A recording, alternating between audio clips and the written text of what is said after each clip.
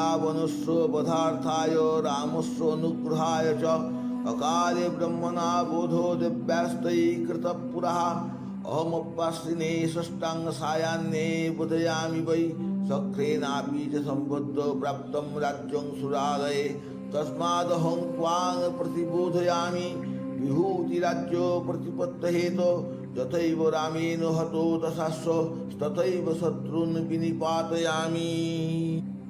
এই দুর্গাপুজো বিভিন্ন জায়গায় বিভিন্ন রীতিতে পালিত হয়। কোথাও যেমন মহালয়ার কৃষ্ণপক্ষের নবমী থেকে শুক্লপক্ষের নবমী এই 15 দিন ব্যাপী দুর্গাপুজো করা হয়। পশ্চিমবঙ্গের বিষ্ণুপুর শহরের মৃন্ময়ী মন্দির এবং অনেক পরিবারে এই রীতি প্রচলিত আছে। আবার কোথাও প্রতিপদ থেকে নিয়ে নবমী পর্যন্ত এই 9 দিন নবরাত্রি পালন করা হয়। 9 দিন দেবীকে 9 রূপে পুজো করা হয়। শৈলপুত্রী, ব্রহ্মচারিণী, চন্দ্রঘণ্টা, কুষ্মাণ্ডা, স্কন্ধমাতা, কাত্যায়নী, কালরাত্রি, মহাগৌরী, সিদ্ধিদাত্রী এই 9 রূপে মা পূজিত হন। তবে সাধারণত ষষ্ঠী থেকে নবমী এই 4 দিনের সংকল্পে দুর্গাপূজার প্রচলন বেশি। দেবী আনন্দময়ীর আগমন সার্বজনীন বিশ্বমাতা রূপে। অকালী পুজো তাই অকাল বোধন। রাবণ বধের তরে শ্রী রামচন্দ্রকে কৃপা করার জন্য অকালে ব্রহ্মা যেমন তোমার বোধন করেছিলেন, আমরাও তেমনি আশ্বিনের এই ষষ্ঠী তিথিতে সন্ধ্যায় মা আনন্দময়ীর বোধন করি। আমাদের সকল শত্রু বিনাশের জন্য, সকল অমঙ্গল দূর করার জন্য। বিল্লবৃক্ষে ষষ্ঠী তিথিতে সন্ধ্যায় দেবীর বোধন অর্থাৎ দেবীকে জাগরণ করা হয়।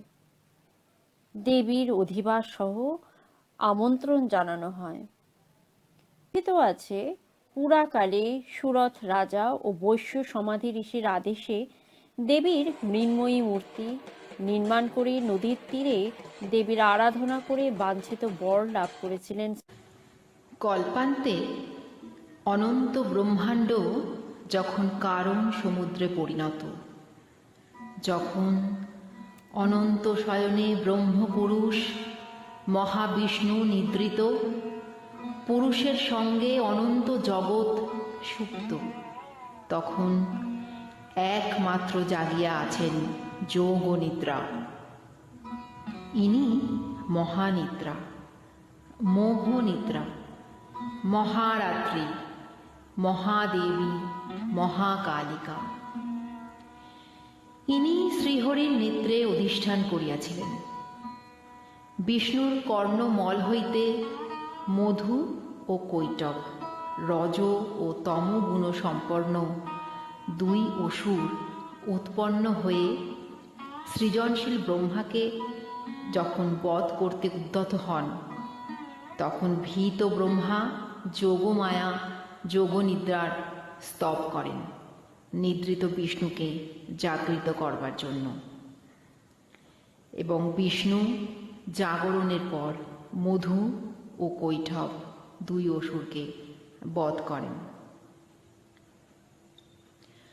ত্বং স্বাহা ত্বং সধা ত্বং হি বশটকারং স্মরৎপকা সুধা ত্বমক্ষরে নিত্যে ত্রিধা মাত্রাত্মিকা স্থিতা।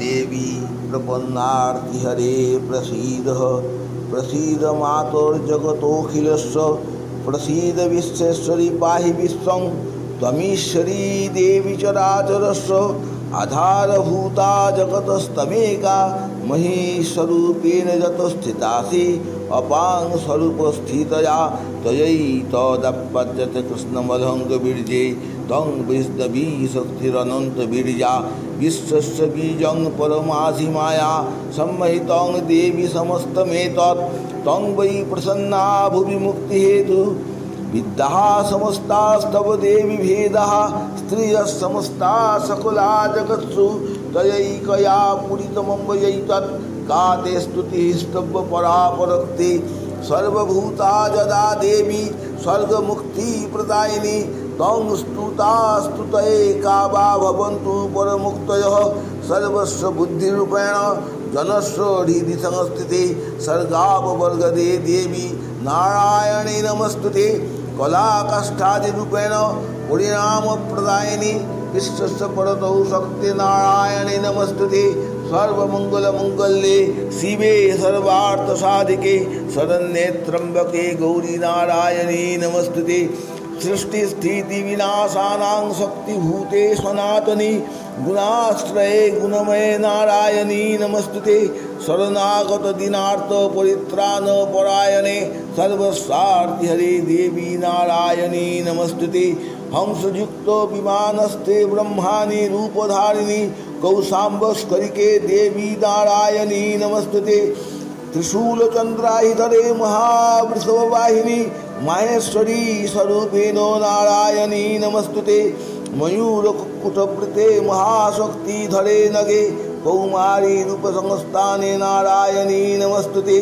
शङ्खचक्र गदा श्राङ्ग गृहीत परमायुधे प्रसीद वैष्णवी रूपे नारायणी नमस्तुते गृहीत ब्रह्माचक्रे द्रंष्टधृत वसुन्धरे वराहरूपिणी शिवे नारायणी नमस्तुते नृसिंहरूपनग्रे नो हन्तुं दैत्यान् कृतद्दमे त्रैलोक्यत्राणसहिते नारायणी नमस्तुते किरीटिनी महाभद्रे सहस्रो नयनोज्ज्वले वृत्रो प्राणहरे चन्द्री नारायणी नमस्तुते शिवदूती स्वरूपिणो हतदैत्य महाबले घोररूपे महारावे नारायणी नमस्तुते द्रगष्टा करालवदने शिरमाला विभूषणे चामुण्डे मुण्डमथने नारायणी नमस्तुते लक्ष्मी लज्जे महाविद्ये श्रद्धे पुष्टि सधे ध्रुवे महारात्रि महामाये नारायणी नमस्तुते मेधे सरस्वती वरे भूति वाभ्रवितामसि नियते त्वं प्रसीदे श्री नारायणी नमस्तुते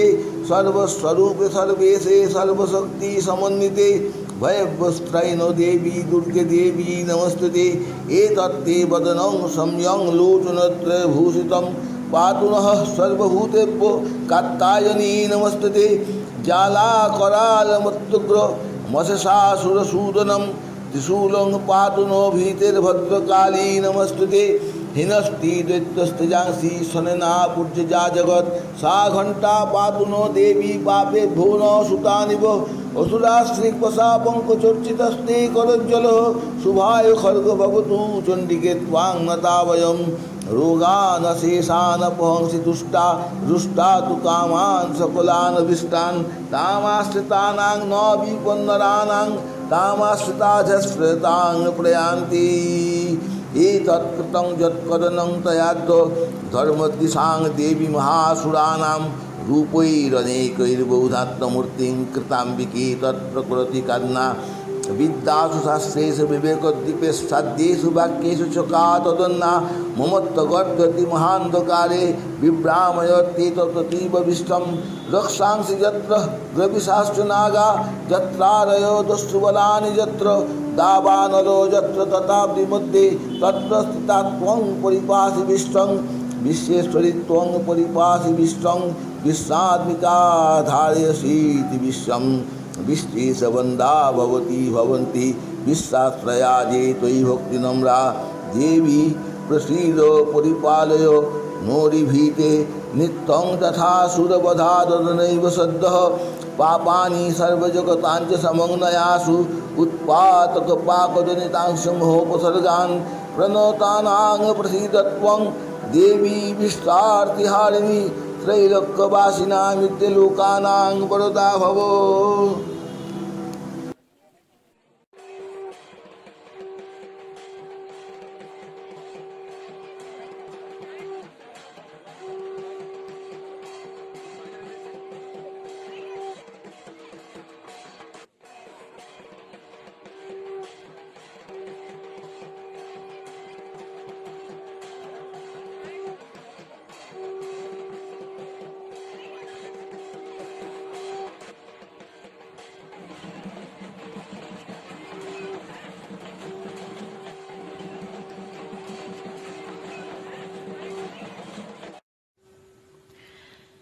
সপ্তমীতে পুজো শুরু হয় মহাস্নানের মাধ্যমে। ওই দিন সকালবেলা নিকটবর্তী কোনো জলাশয় থেকে নবপত্রিকা বা কলাবউ স্নানের পর্ব শুরু হয়। অনেকের মনেই হয়তো কলাবউ সম্বন্ধে একটা ভ্রান্ত ধারণা আছে যে কলাবউ হলো গণেশের বউ। না না, একেবারেই তা নয়। কলাবউ হলো স্বয়ং মা দুর্গা, নবপত্রিকা। 9টি মহৌষধি গাছ যেমন কলা, কচু, হরিদ্রা, জয়ন্তী, বিল্ব, মানকচু, ধান, ডালিম এবং অশোক, এই 9টি গাছকে একত্রিত করে নবপত্রিকায় অপরাজিতা লতা দিয়ে বাঁধা হয়। এই এক একটি বৃক্ষে এক একজন অধিষ্ঠাত্রী দেবী রয়েছেন। যেমন কলা গাছের অধিষ্ঠাত্রী দেবী ব্রাহ্মণী, কচু গাছের অধিষ্ঠাত্রী দেবী কালিকা, হরিদ্রা গাছের অধিষ্ঠাত্রী দেবী উমা, জয়ন্তী গাছের অধিষ্ঠাত্রী দেবী কার্তিকী, বিল্ব গাছের অধিষ্ঠাত্রী দেবী শিবা, মানকচু গাছের অধিষ্ঠাত্রী দেবী চামুণ্ডা, ধান গাছের অধিষ্ঠাত্রী দেবী মা লক্ষ্মী, ডালিম গাছের অধিষ্ঠাত্রী দেবী রক্তদন্তিকা এবং অশোক গাছের অধিষ্ঠাত্রী দেবী সুগ্রহিতা। এই মহাপূজার 5টি প্রধান অঙ্গ: মহাস্নান, মহাপূজা, বলিদান, কুমারী পূজা এবং হোমযজ্ঞ। মহাসপ্তমীর দিন সকালে নিকটস্থ কোনো নদী বা জলাশয়ে এই নবপত্রিকাকে পুরোহিত কাঁধে করে নিয়ে যান স্নান করানোর জন্য। ঢাকিরা ঢাক বাজাতে বাজাতে এবং মহিলারা শঙ্খ ও উলুধ্বনি দিতে দিতে যান। কোথাও আবার পালকি করে এই নবপত্রিকাকে নিয়ে যাওয়ার প্রচলন রয়েছে। শাস্ত্র অনুযায়ী স্নান করানোর পর নবপত্রিকাকে নতুন শাড়ি পরিয়ে পূজা মণ্ডপে দেবীর ডান দিকে স্থাপন করার সাথে দুর্গাপুজোর মূল অনুষ্ঠানের প্রথাগত সূচনা হয়। দুর্গাপুজো একটি বিশেষ অনুষ্ঠান হলো এই মহাস্নান। নবপত্রিকা স্নানের পরে দুর্গা প্রতিমার সামনে একটি দর্পণ বা আয়না রেখে সেই দর্পণে প্রতিফলিত প্রতিমার প্রতিবিম্বে বহু উপকরণ দিয়ে স্নান করানো হয়। আসলে অসীমকে সীমার মাঝে ধরার প্রচেষ্টায় এই দর্পণের ব্যবহার। শুদ্ধ জল, নদীর জল, শঙ্খ জল, গঙ্গা জল, উষ্ণ জল, পঞ্চগব্য, কুশ ঘাসের দ্বারা ছিটানো জল, মধু, দুধ, নারকেলের জল, শিশিরের জল, বিভিন্ন জায়গার মাটি, সাগরের জল, ঔষধি মেশানো জল, বৃষ্টির জল, সরস্বতী নদীর জল, পদ্মের রেণু মেশানো জল, ঝর্ণার জল ইত্যাদি দিয়ে দুর্গাকে স্নান করানো হয়। এই মহাস্নানের প্রতীকী তাৎপর্য সম্পর্কে স্বামী ত্যাগীবরানন্দ লিখেছেন, এই সকল ক্রিয়ানুষ্ঠানের মধ্যে দিয়ে সমাজের কৃষি সম্পদ, খনিজ সম্পদ, বনজ সম্পদ, জল সম্পদ, প্রাণীজ সম্পদ, ভূমি সম্পদ প্রভৃতি রক্ষা করার জন্য সাধারণ মানুষের বিশেষভাবে আলোকপাত করা হয়। নৈতিকতা স্থাপনে সর্বভূতে দেবীরই অধিষ্ঠান স্বরূপ পতিতোদ্ধারের ভাব ফুটে ওঠে। এক কথায় সমাজ কল্যাণ চিন্তা ফুটে ওঠে। এই মহাস্নানের পর গণেশ, লক্ষ্মী, কার্তিক এবং সরস্বতী পূজা করার পরে স্বয়ং মা দুর্গা পূজার শুরু হয়। ও দেবী স্নান মন্ত্রঃ ওং কদলী তরু সংস্থাসি विष्णोर्मुखः स्थलाश्रये नमस्ते नवपत्रित्वं नमस्ते चंद्रनायिके ओं क्वचित्तं स्थावरस्थासि सदा सिद्धिप्रदायिनी दुर्गा रूपेण सर्वत्र स्नानेन विजयं कुरु ओं हरिद्रे हररूपासि शंकरस्य सदा प्रिये रुद्ररूपासि देवी त्वं सर्वशान्तिं प्रयच्छ मे ओं जयंती जय रूपासि जगतां जयकारिणी स्नापयामि हो देवी त्वं जयं देहि गृहे मम ओं श्रीफल श्रीनिकेतन श्री सदा विजयवर्धन देहि मे हितकामांश्च प्रसन्न भव सर्वदा ओं दारिम्यघ विनाशाय खुन्नाशाय सदा भुवि निर्मिता फलकामाय प्रसीदत्वं हरप्रिये ओं स्थिरा भव सदा दुर्गे अशोके शोकहारिणी मया त्वं पूजिता दुर्गे स्थिरा भव हरप्रिये ओं मानमान्येषु वृक्षेषु माननीयः सुरासुरैः स्नापयामि महादेवीं मानं देहि नमस्तुते ओं लक्ष्मी त्वं धनरूपासि प्राणिनां प्राणदायिनी श्रीरात्तत्वं हिनो भूत्वा गृहे कामप्रदा भव ओं अत्रै भरती गंगा जमुना च सरस्वती सरजू गंडकी पुन्ना शीतगंगा च कौशिकी भोगवती च पाताले स्वर्गे मंदाकिनीस्तथा सर्वासु मनसो भूत्वा भृङ्गारुः स्नापयन्ति ताः। অষ্টমী হল দুর্গাপুজোর একটি গুরুত্বপূর্ণ অংশ। আমরা অষ্টমীর দিন পুষ্পাঞ্জলি দিয়ে দেবীকে নিজের মনের ইচ্ছা জানাই। এই দিন বিভিন্ন মন্দিরে বলি দেবার রীতি প্রচলিত রয়েছে। এদিন কুমারী পুজো অনুষ্ঠিত হয়। তন্ত্রশাস্ত্র মতে অনধিক 16 বছরের অরজস্বলা কুমারী মেয়ের পুজো। যেহেতু কুমারী পুজো তান্ত্রিক মতবাদের প্রতিফলন, তাই ভারতের সব শক্তিপীঠে কুমারী পুজো করা হয়।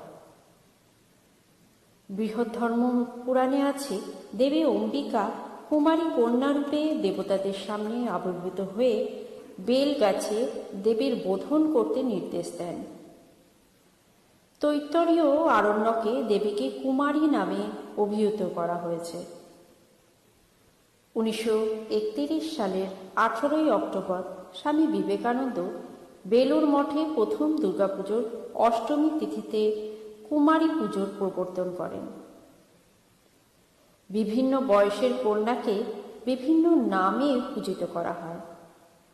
1 বছরের কন্যা সন্ধ্যা, 2 বছরের সরস্বতী, 3 বছরে ত্রিধা মূর্তি, 4 বছরে কালিকা, 5 বছরে সুভগা, 6 বছরে উমা, 7 বছরে মালিনী, 4 বছরের কুঞ্জিকা, 9 বছরে কাল সন্দর্ভা, 10 বছরে অপরাজিতা, 11 বছরে রুদ্রাণী, 12 বছরে ভৈরবী, 13 বছরে মহালক্ষ্মী, 14 বছরে পঠিনায়িকা, 15 বছরে ক্ষেত্রজ্ঞা ও 16 বছরে অম্বিকা নামে অভিহিত করা হয়।